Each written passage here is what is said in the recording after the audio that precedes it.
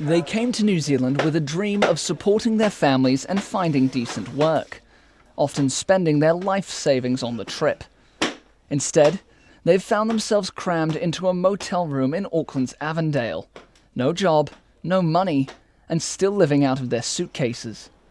There are 13 men here sharing 2 small rooms, sleeping on bunk beds. Atar Rahman Fakir from the Bangladeshi Skilled Migrants Association is trying to help them. He says the men have been cheated. After they arrive, they know they are got no job, and whoever bring them, the broker, so they cheat with them, they fraud with them, then they are now jobless.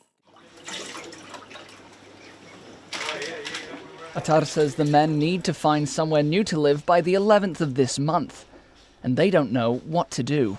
Even they don't know where the next meal come from where. So they are now looking for the job, and everyone is skilled hand. They can do individual work. So this country is shortage of skilled hand. So we need to get the open work visa from immigration. Then they could survive themselves. I have 3 kids. So one of the men, Monwar, describes the emotional toll he's endured since arriving in New Zealand last month.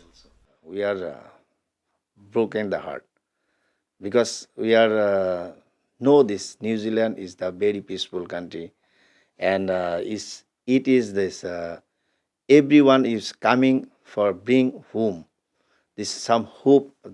I see the dream and make this true. He says they're still desperately trying to support their families back home. So we must need this at least 1 year open work visa, and we can find some job. And please, this government also help us to finding our job.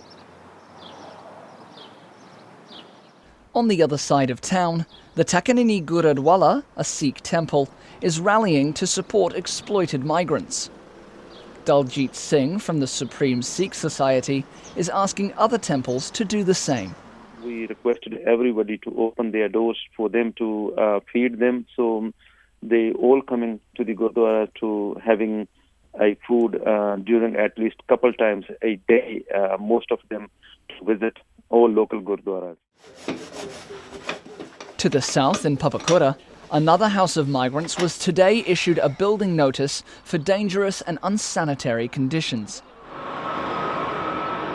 In a statement to RNZ, the Ministry of Business, Innovation and Employment says a cross-government team has been mobilised to look at options for welfare support and suitable accommodation for the migrants.